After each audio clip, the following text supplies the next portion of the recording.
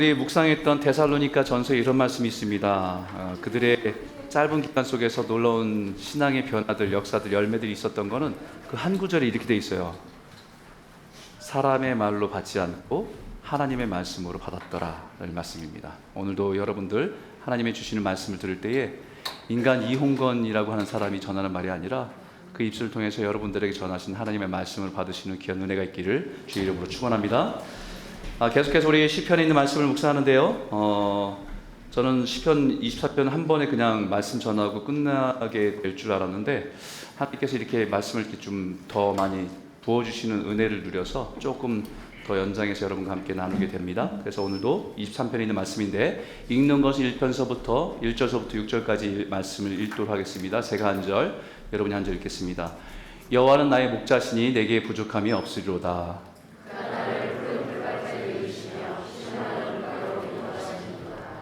내 영혼을 소생시키시고 자기 이름을 위하여 의의 길로 인도하시는 도다.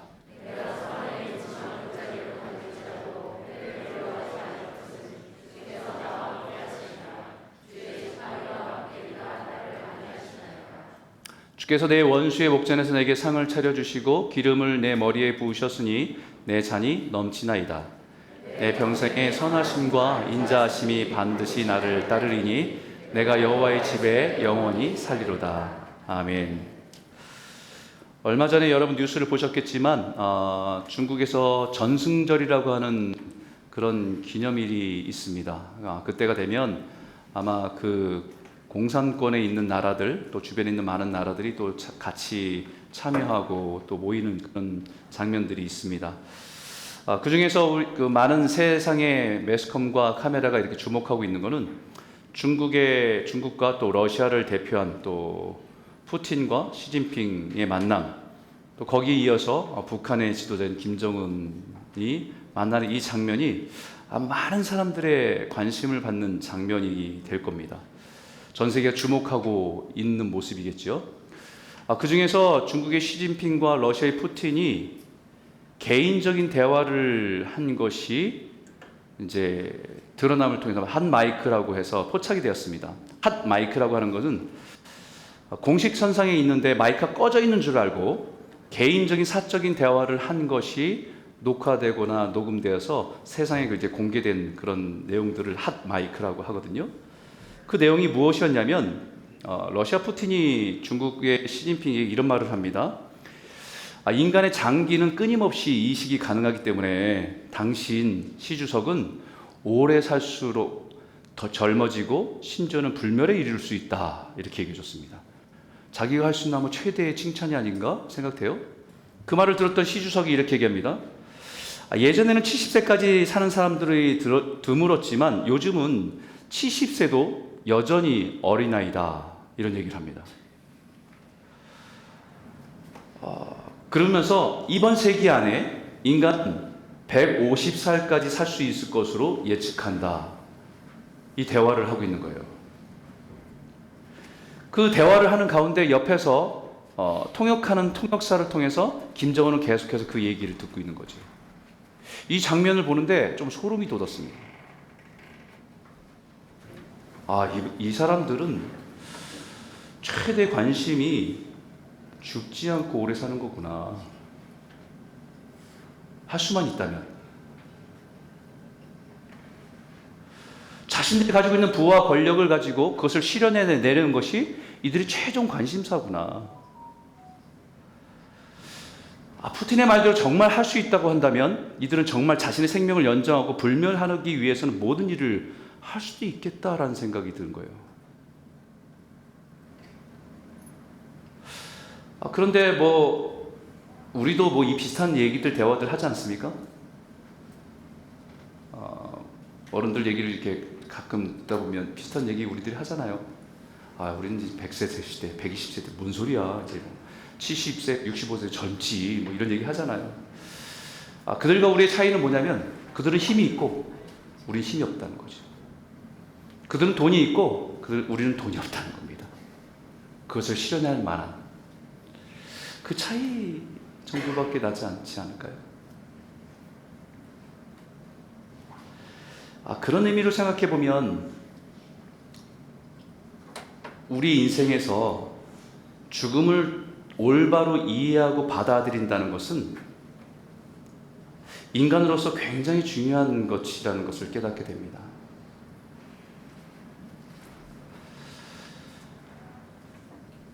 이 죽음을 어떻게 이해하는가가 오늘 우리가 살아간 삶의 의미와 가치가 달라질 수 있기 때문입니다. 이것에 대해서 예일대 교수인 세계의 철학자, 세계의 석학이라고 불리는 예일대 교수의 철학자인 셀리 케이건이라는 교수가 책을 냈는데요. 죽음이란 무엇인가? 라고 하는 책을 냈어요. 관심이 있어서 좀 이렇게 읽어봤습니다. 그 책에서 이렇게 말합니다. 죽음을 말하기 전에 사람은 무엇인가에 대한 질문에 대한 대답을 가져야 된다라고 전제를 던져요. 그러면서 그 이야기를 풀어가는데 사람은 육체일까? 아니면 육체와 영혼이 있는 걸까? 라고 하는 서두를 던지면서 그가 계속해서 이야기를 끌어가는데 결론적으로 이렇게 나옵니다. 사람은 영혼은 없다. 사람은 단지 육체적인 것일 뿐이고 그 이상도 그 이하도 아니다라고 말합니다. 많은 사람들은 영혼이 있다고 믿고 그렇게 믿고 싶어한다. 왜냐하면 그들은 죽음이 끝이 아니길 바라기 때문이다. 하지만 죽음은 끝이다. 기계와 같이 육체가 더 이상 기능을 하지 못하는 것, 그것 자체가 죽음이다. 이렇게 이 사람은 정의를 내리고 정리합니다. 저는 그분의 이 책을 읽으면서 공감은 할 수 없지만 그분이 말한 대로 인생의 죽음으로 끝나는 것이 끝이라고 한다면 우리가 살아간 삶에 대한 삶의 의미와 가치를 이 사람 뭐라고 말하는가라고 궁금해졌어요. 그래서 그 사람이 얘기하는 이야기를 이렇게 쭉 따라가 보니까 뭐라고 얘기하냐면요. 자신이 정한 가치와 의미를 위해서 살아가다가 죽는 것, 그리고 그냥 사라지는 것, 그게 인생이다. 자기가 정한 의미와 가치를 위해서 그것을 이루기 위해서 살아가다가 어느 순간 그냥 멈추는 것, 그리고 사라지는 것, 그것이 죽음이다.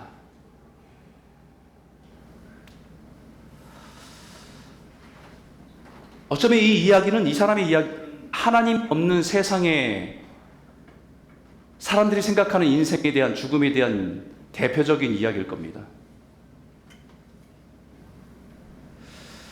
하나님을 인정하지 않는 세상에서는 자신이 가진 힘과 돈이 있으면 어떻게 해서든지 자신의 인생을 끝까지 연장하는 것이 가장 중요한 일이 됩니다. 죽음이 끝이라고 한다면 정말 중요한 것은 이 삶을 연장하는 것이 가장 중요한 일이 되지요. 당연하게.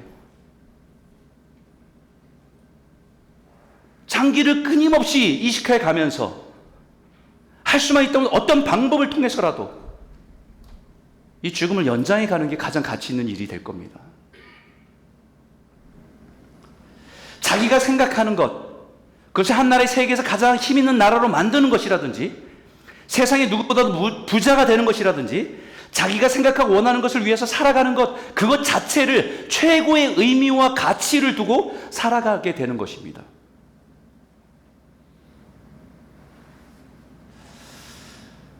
그러니 저들이 각자 자신들이 생각하는 것을 위해서 살아가는 것을 누가 잘못됐다고 말할 수 있겠어요? 심지어는 범죄를 행해서라도 자신 유익을 자기가 생각한 것을 얻기 위해서 살아가는 그 사람들을 누가 그것을 잘못했다고 판단할 수 있겠습니까?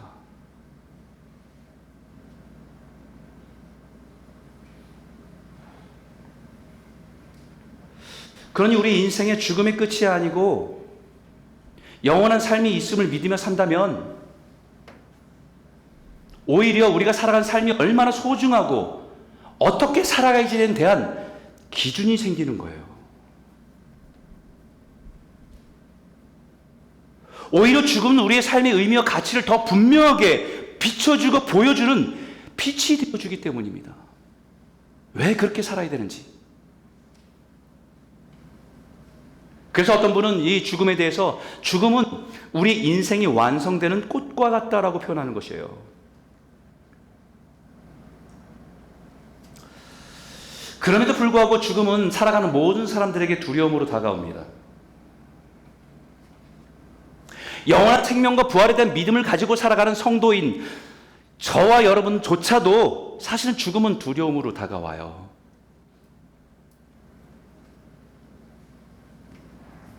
더 정확하게 말하면 죽음이 두려운 것이 아니라 죽어가는 과정이 두려워요.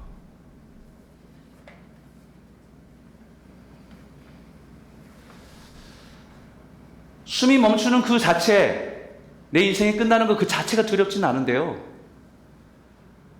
죽어가는 과정이 내가 통제할 수 없는 힘 앞에서 무기력한 내 모습으로 끌려가는 모습이 너무 두려워요.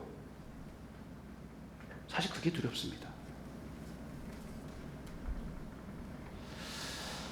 그렇기 때문에 오늘 이 말씀이 믿음을 가진 우리들에게는 너무 중요한 의미로 다가오는데 그 의미를 좀 머릿속에 좀 염두에 두고요. 우리 4절을 같이 한번 읽어볼까요? 함께 읽겠습니다. 시작.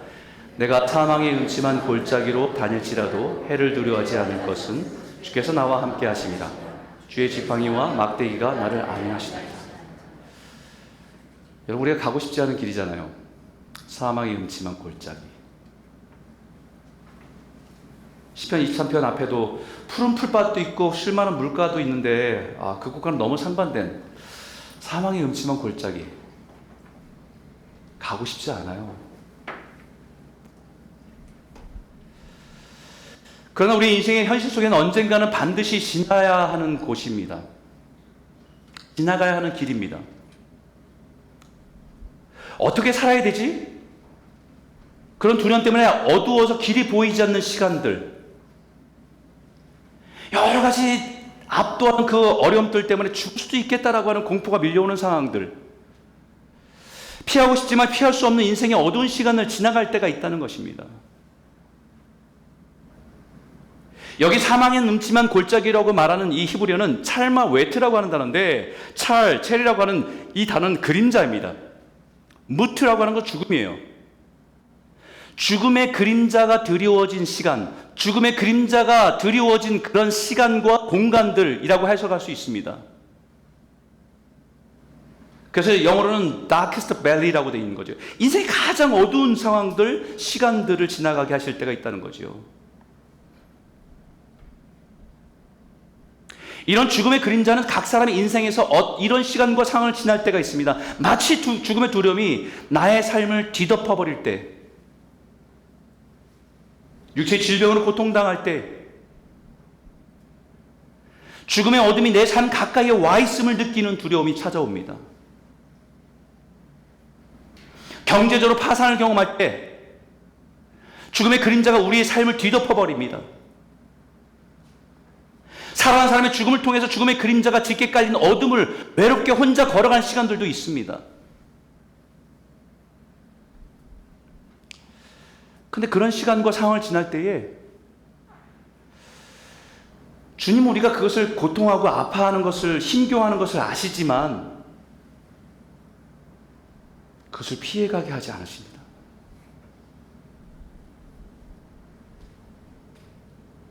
오히려 주님은 그 시간과 상황을 지나가게 하십니다. 그 사망의 기운이 가득하고 두려움으로 가득한 그 어둠의 골짜기와 같은 시간과 상황을 만날 때 뒤돌아가게 하지 않으세요.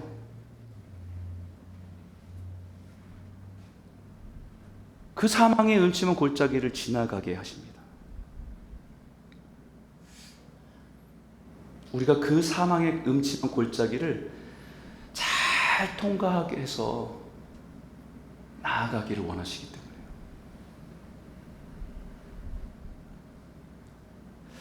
죽음의 위기, 생명의 한계를 지날 때에 그때의 유익은 뭐냐면요, 내 인생의 한계를 인정하게 돼요.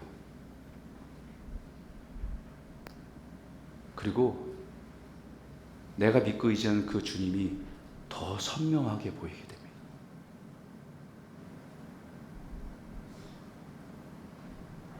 그래서 사람은 죽음의 위기를 지날 때 비로소 변합니다. 그렇게 안 변할 것 같던 사람은요, 죽음의 위험과 두려움을 지나면서 변하는 일들이 종종 있는 거예요. 사람 잘 안 변하잖아요. 왜냐하면 죽음을 통해서 자신의 삶을 다시 돌아보게 됐기 때문입니다.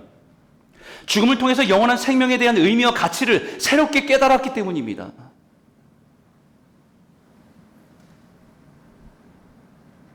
인생의 죽음은 끝이라고 하는 이 한계 속에서 보면서 자신의 인생을 살았던 사람이 죽음 너머의 것을 보기 시작하면서 바뀌는 거예요.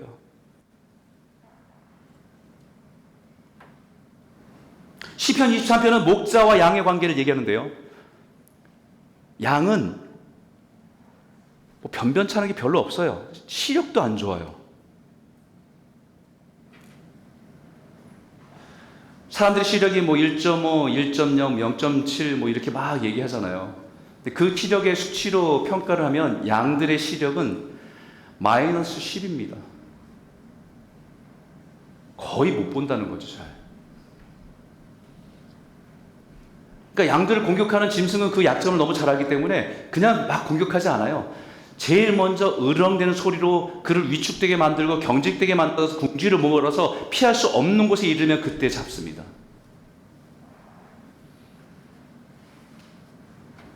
생각해보면 그 양의 연약한 모습이 우리 같아요. 우리 인생의 시야가 얼마까지 여러분들이 내다볼 수 있습니까? 살아온 만큼이에요. 조금 더 지혜로운 사람들은 많은 사람들이 인생의 이야기를 통해서 좀 더 자기 인생의 연수를 넘어서서 70, 80까지 내다보는 인생을 보는 거죠. 그거를 지혜라고 하는 거죠.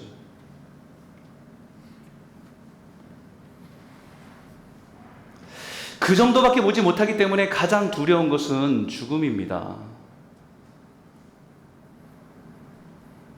인생의 큰 위기를 만날 때 마치 죽음 덮친 것처럼 두려워하고 고통스러워하는 것이 우리 인생이에요. 그 죽음을 두려워하다가 죽음을 피하려다가 결정하는 선택하는 결정들은 대부분 다 잘못돼요.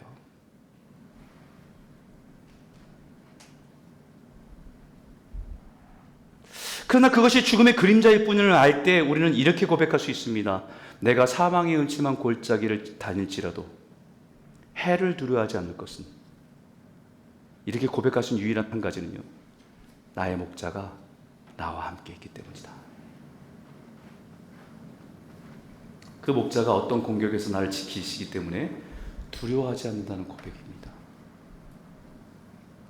하지만 그것보다 더 중요한 내용은 나를 인도하시는 그 목자는 죽음을 이기신 분이시기 때문입니다. 죽음이 감당할 수 없는 분이 나의 목자이시기 때문에 사망 넘치만 골짜기를 지날지라도 내가 두려워하지 않는다. 저와 여러분의 고백이 이 고백이 있기를 주의 이름으로 축원합니다. 그렇다고 한다면 주를 믿는 사람들이 죽지 않는다는 말일까요? 아니에요. 히브리서에 분명히 이렇게 말합니다. 한 번 죽는 것은 사람에게 정하신 것이요 그 후에는 심판이 있으리. 전도서에 이렇게 말합니다. 세상의 모든 일은 다 정한 때와 기한이 있습니다. 날 때가 있고 죽을 때가 있습니다. 육신이 죽는 것은 정해진 과정입니다. 누구나 다 지나가야 할 과정입니다. 근데 진짜 두려워야 될 것은 죽음 이후의 심판입니다. 우리는 육체를 가지고 살다가 죽는 것을 두려울 것이 아니라 그것은 받아들여야 될 인생의 과정입니다.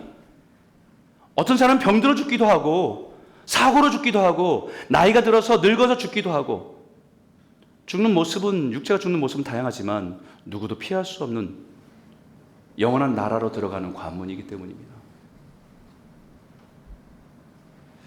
부모가 우리의 출생을 위해서 준비하며 쏟아부었던 것처럼 깊은 관심과 정성으로 우리는 삶을, 죽음을 준비해야 된다는 거지요.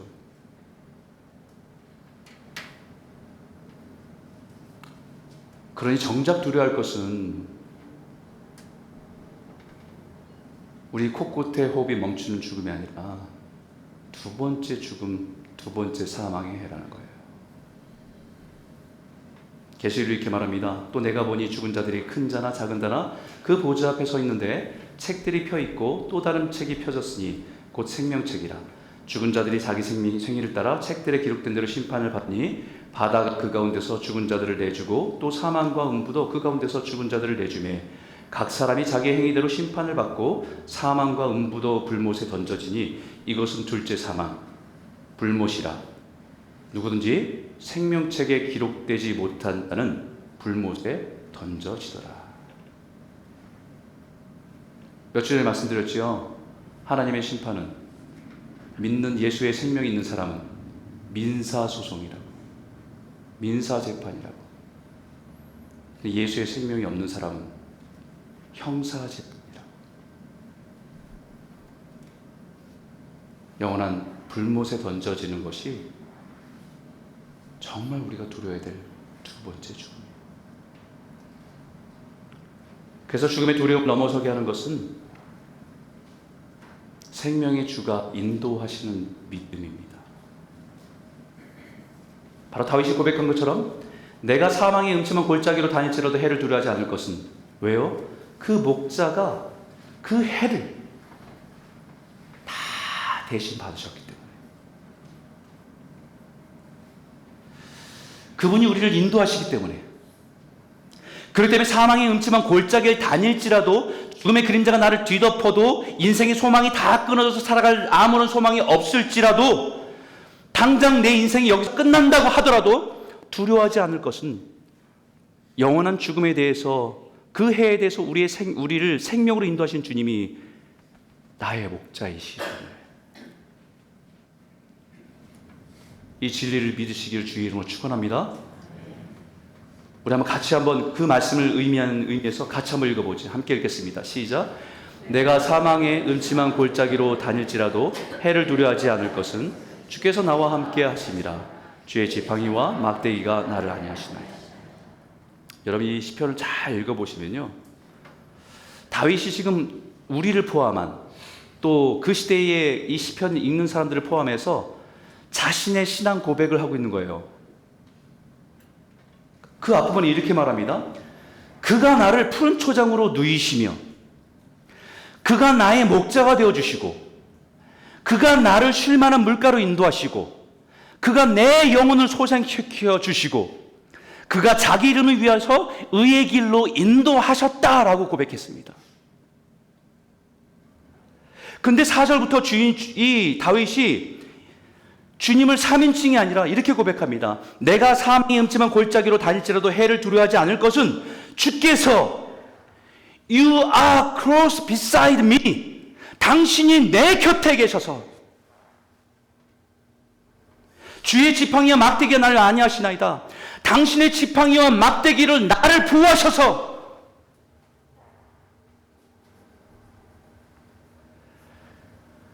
지금 자신의 신앙 고백을 듣고 있는 자손이나 성도들에게 말하고 있는 것이 아니라 지금 주님을 향해서 당신이 나의 목자이시기 때문에, 당신이 나를 지키시고 보호하셨기 때문에 내가 사망의 음침한 골짜기를 지날 수 있습니다 라고 고백해요.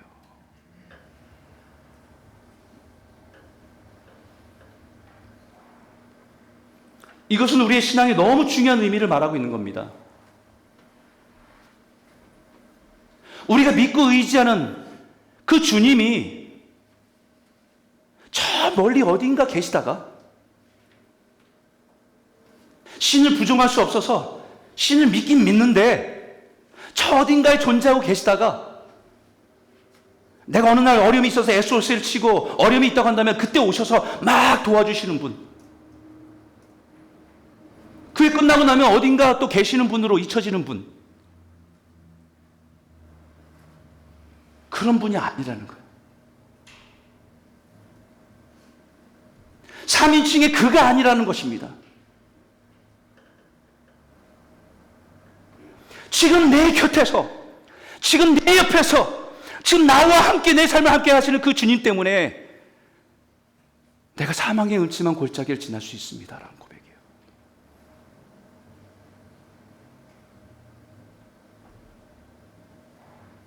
이건 우리의 신앙이 너무 중요한 것을 우리에게 말씀해 주고 있어요. 오늘 우리가 많은 사람들이 예수를 믿는다고 하고 예수를 나의 주라고 고백하지만 여전히 하나님은 그분입니다. 그분. 내 곁에서 나와 호흡하시는 당신이 아니에요.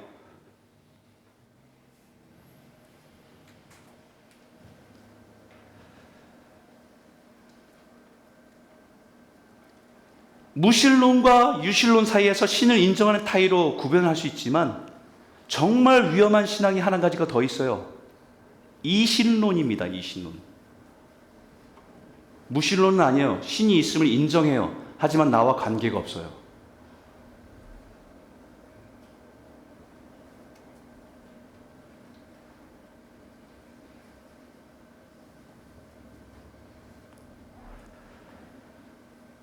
우리가 죽음에 대해서 두려워하는 가장 큰 이유가 뭔지 아십니까? 그것은 세상으로부터 분리가 이루어지기 때문이에요. 저만 그런지 모르겠어요. 저는 어릴 때 이 죽음에 대해서 많이 생각했어요. 아마 저희 형이 먼저 죽는 모습을 어릴 때 봤기 때문에 그것이 굉장히 충격이었던 것 같아요. 근데 어느 순간 그 어릴 때 생각이 뭐가 두려웠냐면요, 세상은 그냥 막 돌아가요. 근데 나는 어느 순간 사라져도 세상은 그냥 돌아갈 것 같은 게 더 무서운 거예요. 그럼 나는 어디로 가야 되지?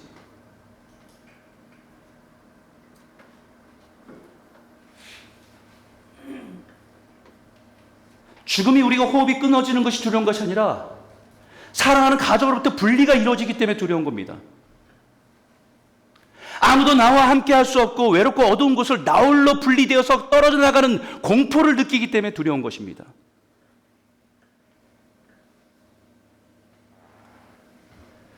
죽음의 본질은 호흡을 멈추는 것이 아니라 분리됨입니다. 그래서 우리를 위해서 죽으신 주님은 단지 그 십자가에서 숨이 끊어지는 고통을 경험한 것이 아니라 우리의 죄 때문에, 그 죽음 때문에 하나님과의 분리를 경험하는 고통을 호소하고 있는 것입니다. 엘리 엘리 라마 사박다니, 나의 하나님 나의 하나님 어찌하여 나를 버리시나이까. 아버지와 아들이 한 분이었던 분이, 창세 이후로 한 분도 분리되지 않았던 분이 우리의 죄의 대가 때문에 하나님과 분리되는 고통을 겪는 것이 십자가의 죽음이었다는 거예요.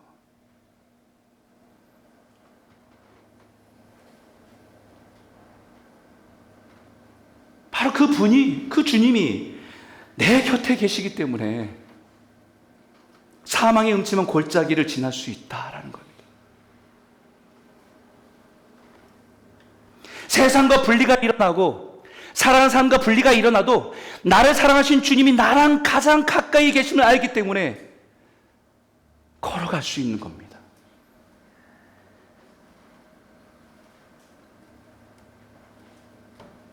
그 다윗이 고백하는 내가 사망의 음침한 골짜기로 다니시라도 해를 두려워하지 않을 것은 당신이 나와 함께 있기 때문입니다.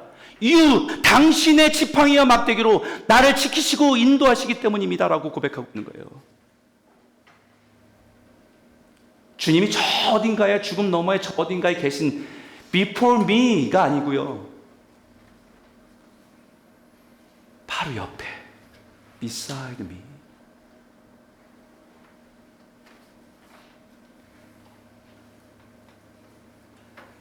그 사망의 음침한 골짜기와 죽음이 엄습하는 순간에 더 가까이 You are close beside me, 더 가까이 나의 삶 가운데 있으신 주님을 보기 때문에 걸어갈 수 있습니다.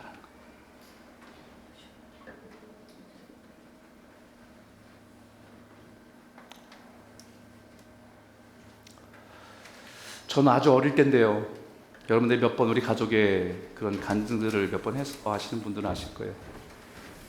저보다 10살이 많은 우리 큰형이 17살 때 백혈병이 선고받으면서 살려보려고 다 했는데요, 안 됐어요. 저희 아버지 믿음도 없고 저희 어머니 믿음도 없지만 그 교회 다니신 집사님이 새벽기도 가자고 해서 새벽기도를 열심히 다녔습니다. 살려달라고. 네, 이제 그것조차도 하나님의 때가 아니었던 거죠. 뜻이 아니었던 거죠. 그래서 마지막 임종 예배 드리는 그 모습이 어렴풋이 기억이 나요. 온 가족이 눈물로 드리죠. 무슨 말씀인지 기억도 안 나고요. 한 가지 모습은 형이 누워서 거칠어진 숨소리를 내쉬면서 마치 죽음의 깊은 터널로 들어가는 것 같은 모습이죠. 그러다가 그 거친 숨을 멈추면서 뭔가를 온몸에 힘을 모아서 뭔가를 말하려고 하는 모습이 있었어요. 그저 무슨 말인지는 못 알아듣지만 아버지가 귀를 그 형의 입에 무슨 말을 중얼거려 얘기하는지 들어보려고 귀를 기울여서 가까이 가는 모습이 지금도 기억나거든요.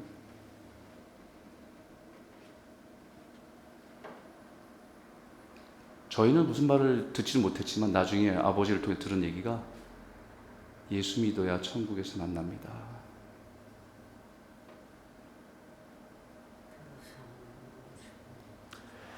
그 마지막 말을 남기고 그 형은 그 평안히 죽음의 문을 넘어갔어요. 그가 고백한 예수는 죽음 너머에 저 어딘가에 계신 예수가 아니라 지금 사망의 음침한 골짜기를 지난 그 형 곁에서 함께 걸어가신 분이었어요.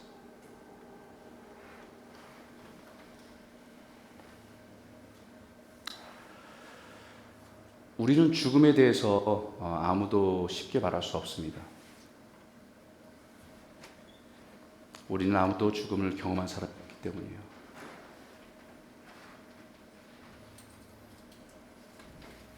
늘 우리는 죽음에 대해서는 3자죠. 제3자, 타자. 그러나 죽음을 경험하고 이기고 부활하신 주님은 죽음의 그림자 아래에 있는 사람들에게 위로하실 수 있고 인도하실 수 있는 유일한 분이십니다. 오직 죽음에 대해서 답을 줄 수 있는 분은 오직 주님이시기 때문입니다. 그래서 죽음은 설명을 통해서 극복될 수 있는 문제가 아니라 죽음을 이기신 생명의 주를 의지함을 통해서 극복될 수 있는 문제입니다. 그럼 우리가 어떻게 주님이 우리와 함께 하심을 확신할 수 있을까? 두 번째 주제는 이거예요. 주님과 동행하며 누리는 안위가 영원한 안식을 바라보게 합니다. 우리 다시 한번 사절을 읽어볼까요? 함께 읽겠습니다. 시작. 내가 사망의 음침한 골짜기로 다닐지라도 해를 두려워하지 않을 것은 주께서 나와 함께 하심이라. 주의 지팡이와 막대기가 나를 안위하시나이다. 여러분 어떤 확신이냐면요, 주님이 지팡이와 막대기로 나를 안위하셨다는 확신이 있기 때문에 주님과 함께 죽음의 그늘을 지나갈 수 있는 겁니다. 다윗이 살아온 전 인생에 함께 하신 주님을 고백하고 있는 거예요. 이 지팡이는 셰페드라고 하는 단어고 막대기는 미슈에네트라고 하는 단어입니다. 중동의 목자들이 가지고 있는 두 가지인데요. 하나는 지팡이고 하나는 막대기입니다. 이게 다 올리브 나무에서 이걸 만들어내거든요. 지팡이는 올리브 나무의 가지에서 쭉 뻗어 있으면 마지막 쭉 뻗어 있는 나무를 잘라다가 마지막을 굽게 하는 거예요. 이게 지팡이입니다. 이 굽어져 있는 이것을 가지고 양들이 어디에 구덩이에 빠지거나 어디 그 절벽에 이렇게 걸려 있으면 허리를 딱 걸어서 이렇게 끄집어내는 역할을 하는 지팡이입니다. 근데 막대기는 올리브 나무의 뿌리에 있는 것을 잘라다가 만듭니다. 뿌리에 이제 마치 몽둥이처럼 이렇게 뿌리가 막 뭉쳐 있는 걸 가지고 만들어 놓은 거예요. 그래서 이거는 들짐승이 막 다가오면 그걸 가지고 때리거나 공격하거나 방어하는 데 쓰는 겁니다. 지금 다윗은 자신이 양으로 비유하면서 목자 되신 주님이 자신 인생에서 보호하시고 건지시고 인도하셨다는 것을 고백하며 말씀하고 있어요. 시편에 이런 고백이 있죠. 악인들이 내 살을 먹으려고 내게로 왔으나 나의 대적들, 나의 원수들이 그들은 실족하여 넘어졌도다. 군대가 나를 대적하여 진칠지라도 내 마음이 두렵지 아니하며 전쟁이 일어나 나를 치려할지라도 나는 여전히 태어나리로다. 수많은 위기 속에서 자기를 공격하는 것도 그래서 이 하나님께서는 막대기를 들고요, 그들과 싸우셔서 보호해 주셨다는 거예요. 내 힘으로 감당할 수 없는 상황 속에서 주님이 대신 내 상황 속에서 나를 대신해서 싸우셔서 나를 보호해 주셨다는 은혜가 있는 겁니다. 그것뿐만 아니라 자기가 제대로 갖지 못해서 길가에 쓰러지고 그 웅덩이에 빠지고 들판에 넘어지고 그 절벽에 걸려있고 하는 죄악된 길에 서 있을 때도 주님은 자기를 건지셔서 온전한 길로 이끄셨다는 겁니다.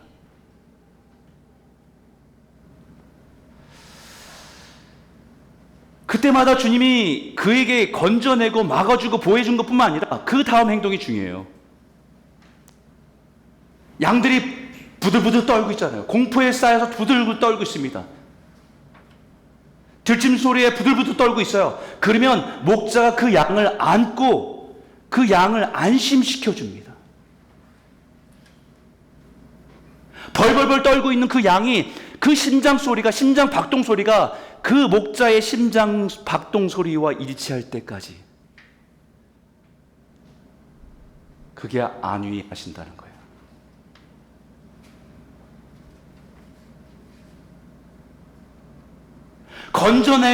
건져냈어도 여전히 부부들을 떨고 있는 그 양을 붙들고 그 양이 안심할 때까지 끌어안고 위로하고 계신 분이 나의 주님이셨다는 거예요.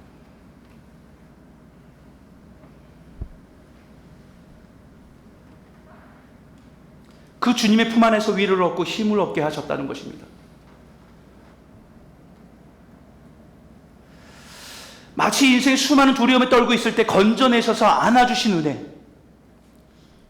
우리 인생의 수많은 여러 가지 어려움 속에서 살아갈 때 주님이 내 고통의 신음소리를 들고 나를 안아주셔서 위로하셨던 은혜, 내가 감당할 수 없는 문제 속에서 두려워하면서 어떻게 살아야 될지 걱정할 때에 주님이 나를 찾아오셔서 말씀으로 위로하셨던 은혜, 그 주님의 품 안에서 누리는 것이 안위하심이에요.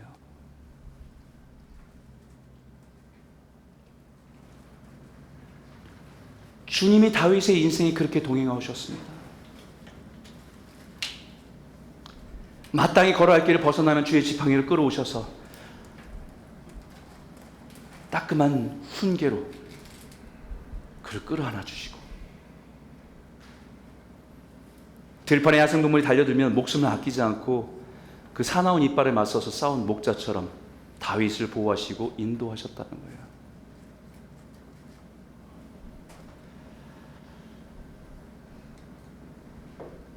저는 요즘에 우리 딸하고 이렇게 허그를 많이 하려고 해요.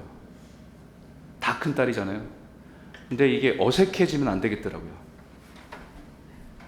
어색해지면 나중에 진짜 서로 허그하는 것도 부녀지간에 어색해지면 안 되겠더라고요.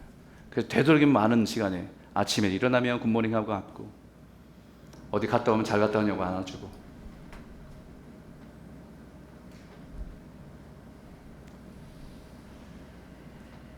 어쩌면 우리 인생을 마치고 주님 앞에 나아가는 우리의 인생을 마무리하는 죽음은 주님의 품 안에 안기는 거예요. 주님의 품 안에서 위로함과 평안을 누린 사람이 주 앞에 가는 것이, 주님의 품에 안기는 것이 두렵겠습니까?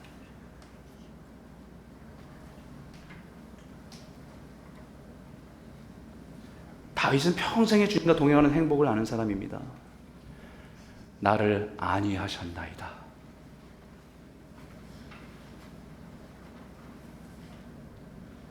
그럴 때면 인생의 죽음이 와도 두려워하지 않을 수 있어요. 이 땅에서의 잠깐의 위로와 안식이 아니라 영원한 하나님의 나라에서 주님 안에 누리는 영원한 완전한 안식을 소망할 수 있기 때문입니다. 사랑하는 성도 여러분, 이 땅에 사는 동안에 주님과 동행하는 기쁨과 안식을 경험하며 누리시기를 주의 이름으로 축원합니다. 주님이 나의 목자 되어주셔서 지팡이로 건지시면서 의의 길로 인도하시는 은혜, 내 인생의 위기에서 막대기로 나를 보호하시고 지키시는 은혜, 그 속에서 놀란 가슴을 안고 있을 때 주님이 우리를 안아주셔서 말씀하셔서 위로하시는 그 안위하심, 그것을 통해서 영원한 하나님의 품을 사모하며 믿음으로 나아가는 저와 여러분 모두가 되시길 주의 이름으로 축원합니다. 우리 한번 같이 한번 기도할까요?